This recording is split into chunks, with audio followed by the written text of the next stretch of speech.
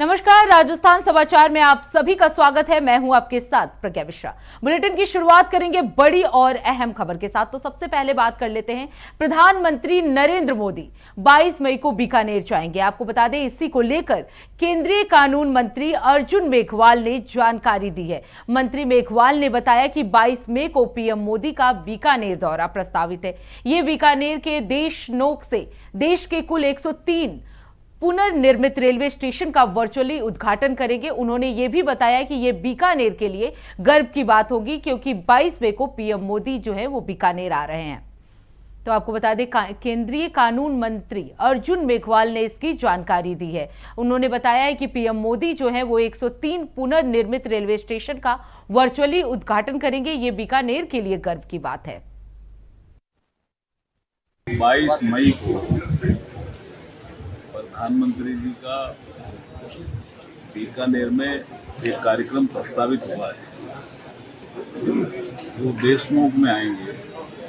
वहाँ अमृत भारत स्टेशन योजना के तहत एक रेलवे स्टेशन का तो पुनर्निर्माण हुआ है, तो यात्रियों की सुविधाएं जिसमें बढ़ी। ऐसे पूरे देश में 103 रेलवे स्टेशन कंप्लीट हुए हैं।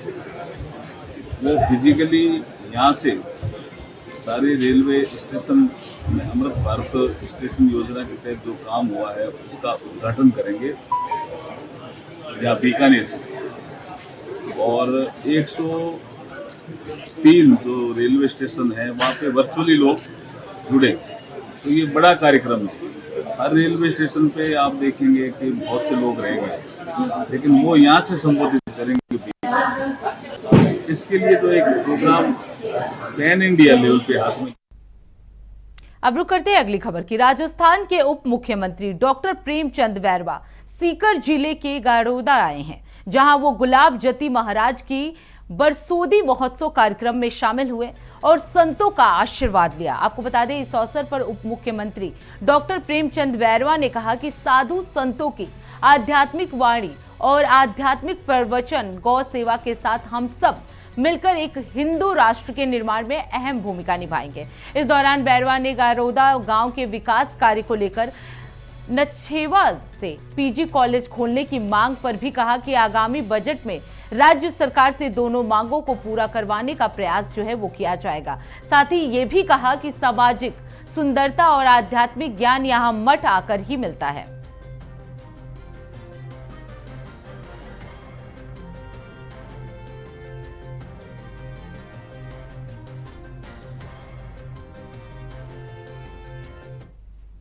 अब रुक करते हैं अगली खबर की। पंजाब और राजस्थान के बीच में हर रोज के बैराज के पानी को छोड़ने के बाद पश्चिमी राजस्थान के जिलों में अब पानी की किल्लत से निजात मिल पाएगी। ऐसे में वसुंधरा सरकार में जलदाय मंत्री रहे राज्यसभा सांसद राजेंद्र गहलोत ने मुख्यमंत्री भजनलाल शर्मा को धन्यवाद दिया है। उन्होंने समझौते के तहत हमारे हिस्से का पानी पंजाब से राजस्थान लेकर आए हैं, ये बयान उन्होंने दिया है। ऐसे में उन्होंने ये भी कहा कि ऐसे में गर्मी के दिनों में पानी की किल्लत से निजात मिल जाएगी और कैनाल में पानी पूरी क्षमता से आ पाएगा।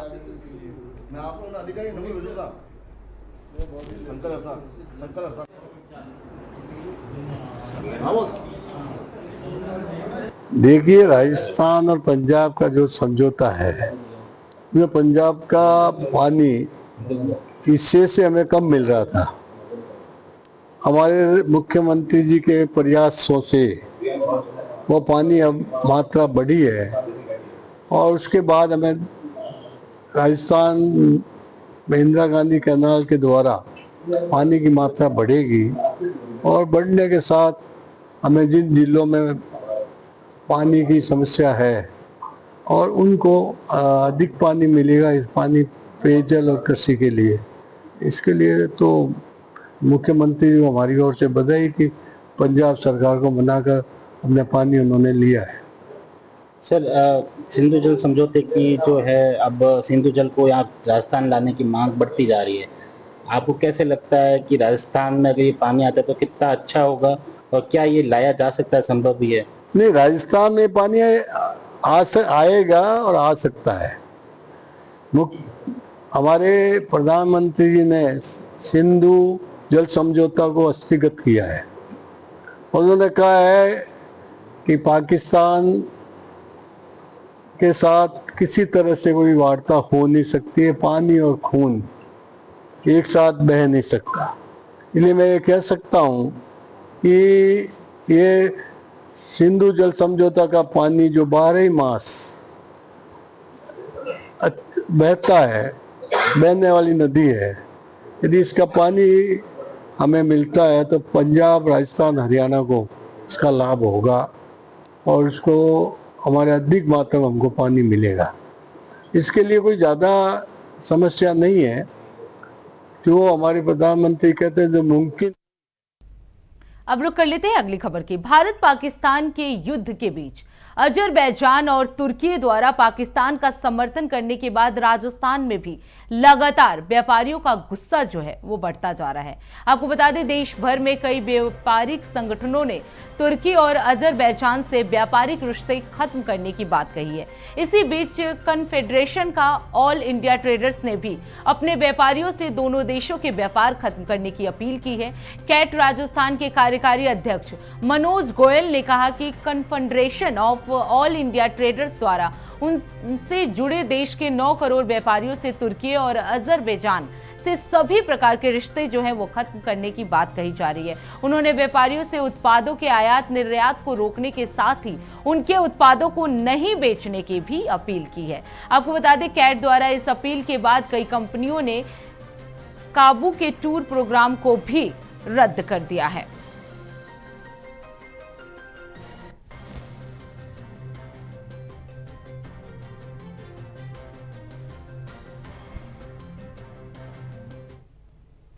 अब रुक करते हैं अगली खबर की। खबर श्री गंगानगर से है, जहां पंचायत नवगठन को लेकर 35 एमएलए ग्रामीणों ने अनशन शुरू कर दिया है। बता दें कि ग्रामीणों ने आज से धरना पर बैठ गए, अनशन जो है वो शुरू कर दिया है और ग्रामीणों का कहना है कि जब तक सरकार 35 एमएलए गांव को नई पंचायत घोषित नहीं कर देती तब तक ग्रामीणों का अनशन जो है वो जारी रहेगा। इससे पहले प्रशासन के अधिकारियों ने ग्रामीणों से कल वार्ता की थी, लेकिन बातचीत जो है वो विफल रही। ग्रामीणों में इस बात को लेकर भी बड़ा आक्रोश है कि स्थानीय प्रशासन से 35 एमएल को नई पंचायत गठित करने को लेकर प्रस्ताव दिए जाने के बावजूद भी जिला प्रशासन ने राजनीतिक दबाव के चलते प्रस्ताव को निरस्त कर दिया।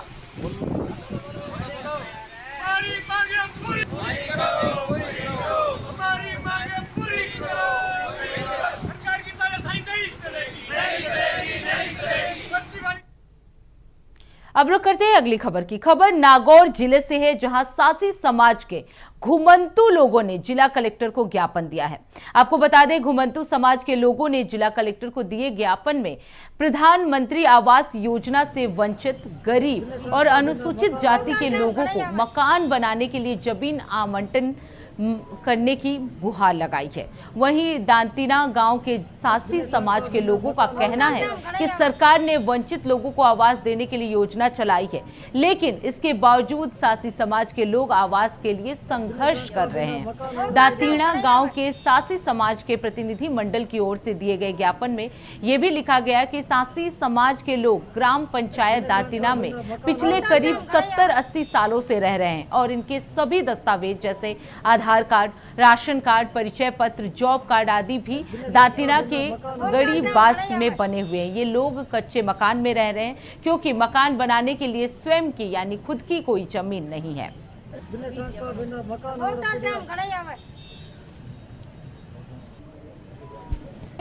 आवड़ा गांव रे विरोध करे अब त्रिर में के दांतीना में दो गड़ियाड़ा के गड़ी में दो यहाँ विरोध चल रहा गांव में ना मारा आवड़ा मकान नहीं आवड़ा माने दे कोनी जमीन बिना मकान मिले कोनी मारा की व्यवस्था है आगो आगो माने वोट ले ना मारा का हाथ जोड़ा पग पकड़ा का माने वोट तो थाने है जठे राख दा ए माने केवे अब मार की सोच तक की है कोनी छपरिया मानड़ा बे मारे उठ गया टाबर मारा तावड़ा बड़े में काम देशना काम करना टाबरा और गांव की सब सोचतावड़ी आवे तो हमारा बस हमारी कोई सुनाई करे है कोई सरकार हमें कष्ट रोज ना आवे गांव में घणी आवे रोज ना सरकार ना दीवड़ो का जमीन काटो कहां रे अब गांव रे काटन दे कोनी जमीन सरकार नारो कानून आवड़े गाँव रे क्यों नहीं जमी कटा? क्या नाम है आपका? साहब हमारा आज 2017 में हमारा मकान आवड़ा आवास मकान आवड़ा मन में मिल नहीं रहा। गाँव वाले कहे भाई ठीक है बनाओ बनाओ, यहाँ करता करता माना आज 2025 हो गया। हमारी जमीन जगह है को नहीं, पट्टा माने देवे नहीं, मकान हमारा आवे नहीं, माने 80-90 साल हो गया बस वाला नहीं माने कोई तरह का माने कोई टाँकर ही व्यवस्था हमारा है नहीं साहब। क्या नाम है? हमारा नाम सोनाराम। अब रुक कर लेते हैं अगली खबर की। खबर राजस्थान के डीग से है, जहां असम एसटीएफ ने डीग से साइबर ठगी के आरोपी को गिरफ्तार कर लिया है, जिसने करीब 15 करोड़ रुपए पाकिस्तान ट्रांसफर किए थे।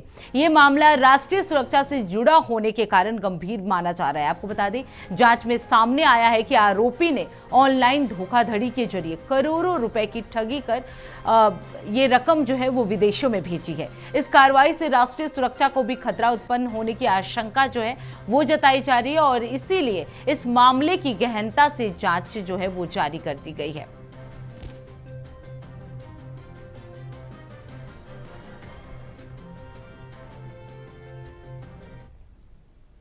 अब रुक करते हैं अगली खबर की। खबर श्री माधोपुर से है, जहां प्रशासन ने जेसीबी मशीन से अतिक्रमण हटाकर रास्ता जो है वो सुचारू कर दिया।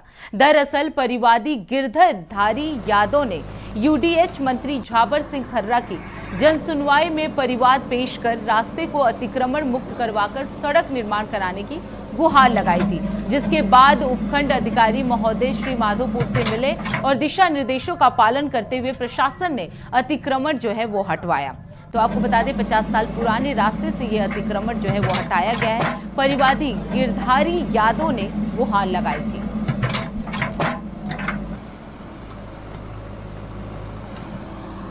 आए परिवार पर कार्रवाई करते हुए आज गांव दिलवाला के बालाजी स्टैंड से ढानी हजारनी की ओर जाने वाले रास्ते को अतिक्रमण मुक्त कराकर 20 फुट चौड़ा रास्ता सुचारू किया गया है। उक्त कार्रवाई में ग्रामीणों का पूर्ण सहयोग रहा है और सभी ने आपसी सहमति से स्वेच्छा से अपना अतिक्रमण हटाया है और 20 फुट रास्ता सुचारू कर दिया गया है। दिवराड़ा निवासी, दिवराड़ा अनंतपुरा निवासी, और जो ये आम रास्ता था दिवराड़ा से ढाणी हजारण के लिए, उस रास्ते की कटान थी 14 फुट और उसके सर्वसम्मति से मंत्री जी का और तहसीलदार जी जगदीश जी बैरवाल साहब का बहुत बहुत धन्यवाद करना चाहता हूँ। इन्होंने सर्वसम्मति से समझाइश करके विदाउट प्रशासन के समझाइश से ये रास्ता 20 फीट का कर रहे हैं। 14 फुट कटान थी और इसको सुचारू रूप से 20 फीट का कर रहे हैं। हमें कोई आपत्ति नहीं है और समझदारी से काम हो रहा है। जो हजारण की ढाणी पे जो रोड रास्ता जा रहा है उनको सर्वसहमति से 20 फुट का कर दिया गया उनके, और मंत्री जी साहब से निवेदन है कि उनको दोनों तरफ साइड वाल बनाई जाए और उनको पक्का निर्माण किया जाए। उनके मंत्री साहब जी को बहुत बहुत धन्यवाद। फसल को नुकसान किसी की फसल को नुकसान नहीं हो और इनको पक्का निर्माण किया जाए। उनके अब रुक करते हैं अगली खबर की। पहलगाम में आतंकी हमले की प्रतिक्रिया में भारतीय सेना द्वारा चलाए गए ऑपरेशन सिंदूर के पश्चात भारत पाकिस्तान के बीच उपजे तनाव को देखते हुए भारत पाक अंतर्राष्ट्रीय सीमा पर स्थित तनौट माता मंदिर के पट सुरक्षा की दृष्टिगत देखते हुए बंद किया गया था। अब दोनों देशों के बीच हुए सीज फायर के फैसले के बाद शांतिपूर्ण माहौल को देखते हुए सीमा सुरक्षा बल ने फिर से दर्शनार्थियों के लिए दर्शन के लिए मंदिर के पट जो है वो खोल दिए हैं। आपको बता दें कि विश्वविख्यात शक्तिपीठ तनौट माता मंदिर में सीमा सुरक्षा बलों के जवान द्वारा माता रानी की विशेष आरती का आयोजन किया गया। इस दौरान BSF DIG north Yogendra Singh Rathore ने आरती में शामिल होकर देश में अमन, चैन और खुशहाली की कामना भी की। साथ ही आपको बता दें, इस दौरान कई अधिकारीगण भी जो है वो उपस्थित रहे।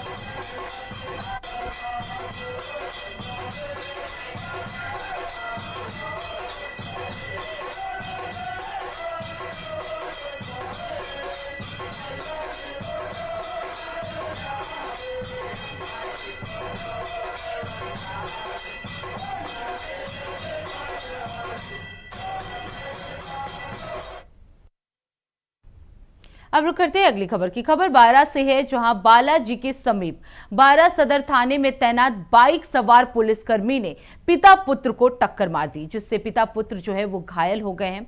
जिसके बाद स्थानीय लोगों द्वारा घायल पिता पुत्र को बारा जिला अस्पताल लाया गया, जहां उनका उपचार चल रहा है। आपको बता दें कि टक्कर मारने वाला पुलिसकर्मी भीमराज बारा सदर थाने में तैनात है, जो शराब के नशे में धुत था और टक्कर मारने के बाद वो भी घायल हो गया है, जिसे बारा जिला अस्पताल में लाया गया है। आपको बता दें, अस्पताल में भर्ती कराने के दौरान पुलिसकर्मी हंगामा करते हुए भी नजर आए। ये मामला देर रात का बताया जा रहा है, जिसकी सदर थाना पुलिस जो है वो जांच कर रही है।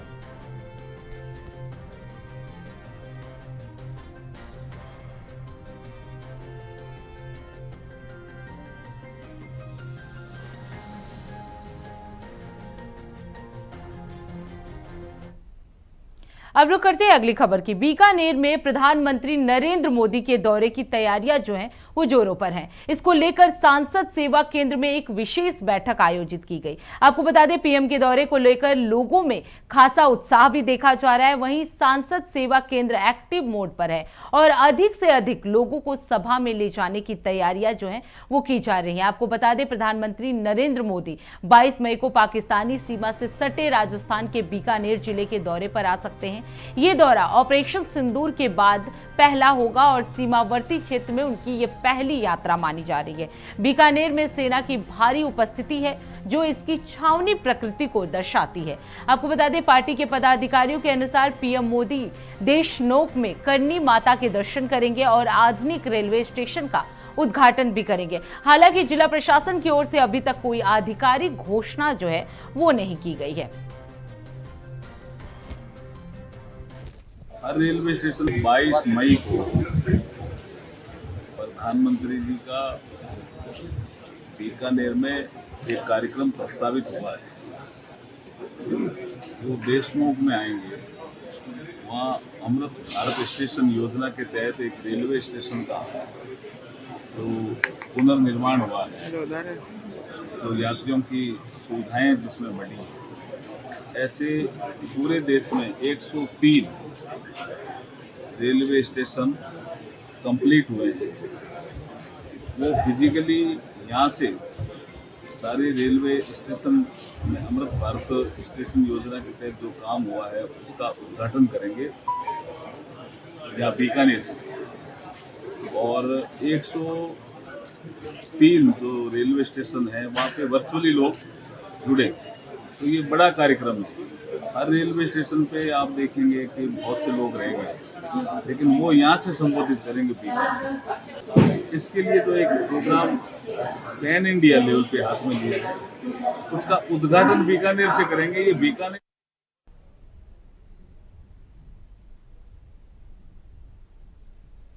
अब रुक करते हैं अगली खबर की। खबर राजसमंद से है, जहां केलवा थाना क्षेत्र के खरडा गांव निवासी 65 वर्षीय गंगाबाई और उनके पति शंकर लाल भील ने अपने बेटे गहरी लाल और उसकी 2 पत्नियों पर गंभीर आरोप लगाए हैं। बुजुर्ग दंपति ने पुलिस को शिकायत देकर बताया कि उनके बेटे और बहुएं आए दिन उनसे मारपीट करते हैं और उन्हें घर से बाहर निकाल दिया है। पीड़ित दंपति ने केलवा पुलिस पर कार्रवाई न करने का भी आरोप लगाते हुए अब उच्च अधिकारियों से न्याय की गुहार लगाई है। आपको बता दें, पीड़ित गंगाबाई और शंकर लाल ने अपनी शिकायत में बताया कि उनका बेटा गहरी लाल और उसकी 2 पत्नियां पिछले लंबे समय से उनसे झगड़ा कर रहे हैं। आरोप है कि तीनों आरोपी अक्सर शाम को शराब पीते हैं और फिर नशे की हालत में बुजुर्ग दंपति से रुपयों की मांग करते हैं और उनसे मारपीट करते हैं।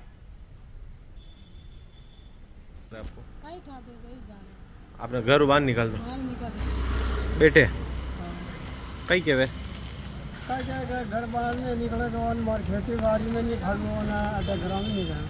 अच्छा, अबे आप कहीं चेहरा कई जरा मोन नहीं रहा दे तो मैं खड़े रहा। अच्छा, तो घर आप हगो बैठो। हाँ ठीक है, दुख वे आ जाते मोटो की दोन सब वो आती से अपने बेबो खड़े दाने रो मो अपन ढोल के रो खड़े कंडे चाड़े लाग रहो रानी जाने बस कंडे सारे लाग गए तो कई था। ठीक।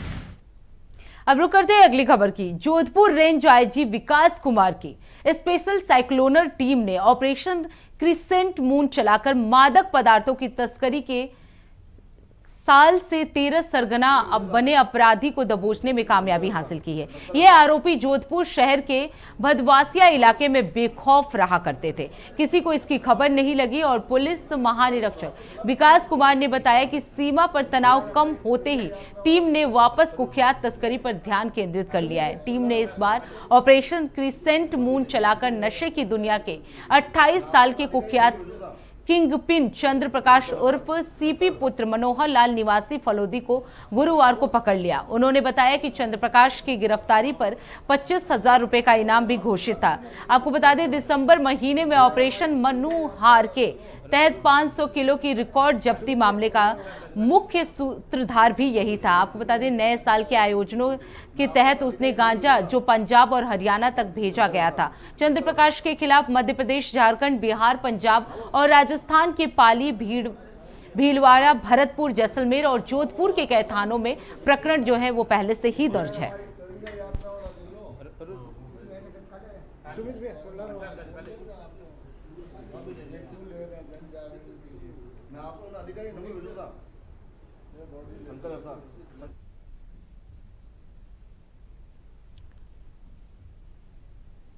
अब रुक कर लेते हैं अगली खबर की। खबर पाली से है, जहां नगर निगम पाली ने मानसून से पहले नालों की सफाई के बाद की सुरक्षा व्यवस्था को लेकर नई हिदायतें जारी की हैं। आपको बता दें, निगम आयुक्त नवीन भारद्वाज ने बताया कि नालों की सफाई के पश्चात संबंधित व्यक्ति को अपने खर्चे पर फेरो कवर या लोहे की खुले बंद होने योग्य जाली से नाले को ढकना अनिवार्य होगा, जिससे भविष्य में बिना तोड़फोड़ के नालों की सफाई जो है वो होती रहे और सुरक्षा भी जो है वो बनी रहे। उन्होंने स्पष्ट किया कि नालों पर किसी भी प्रकार का पक्का निर्माण पूरी तरह से वर्जित रहेगा।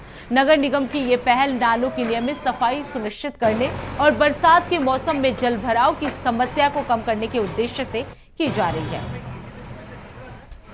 देखिए, शहर के ड्रेनेज के ऊपर जिन लोगों ने पक्का निर्माण कर रखा है उनको नोटिस दिए गए थे। पहले चरण में कराया और थोड़ा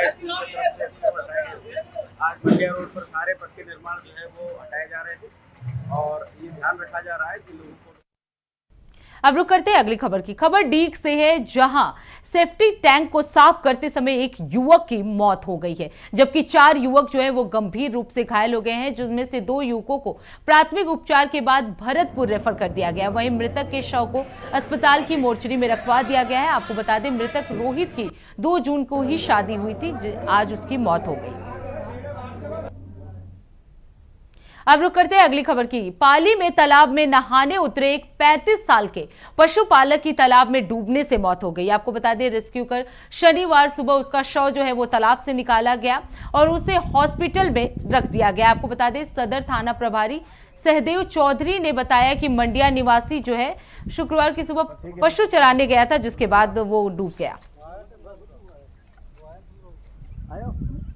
अब रुक करते हैं अगली खबर की। 12 जिले के शेरगढ़ अभयारण्य में वन विभाग की टीम ने एक शिकारी को गिरफ्तार कर लिया। आपको बता दें, आरोपी के पास से 2 मृत जंगली सुअर और टोपीदार बंदूक और विस्फोटक सामग्री भी जो है वो बरामद किए गए। 2 अन्य आरोपी भी जो थे वो मौके से फरार हो गए, जिनकी तलाश जो है वो लगातार जारी है, जबकि एक जंगली सुअर जिसे पोटली में बांधा हुआ था उसे भी बरामद किया गया है।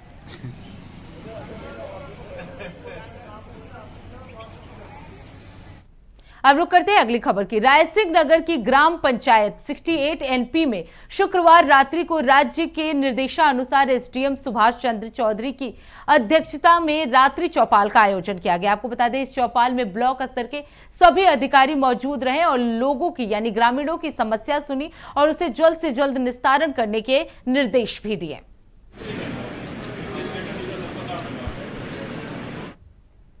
अब रुक कर लेते हैं अगली खबर की। खबर गंगापुर सिटी से है, जहां तेज रफ्तार का कहर जो है वो देखने को मिला है। आपको बता दें, तेज रफ्तार ट्रैक्टर ट्राली ने एक बाइक सवार को जोरदार टक्कर मार दी, जिससे बाइक सवार दंपति गंभीर रूप से घायल हो गए। वहीं लोगों की सूचना पर पहुंची पुलिस और एम्बुलेंस की मदद से दोनों घायलों को अस्पताल में भर्ती कराया गया, जहां उनका उपचार चल रहा है।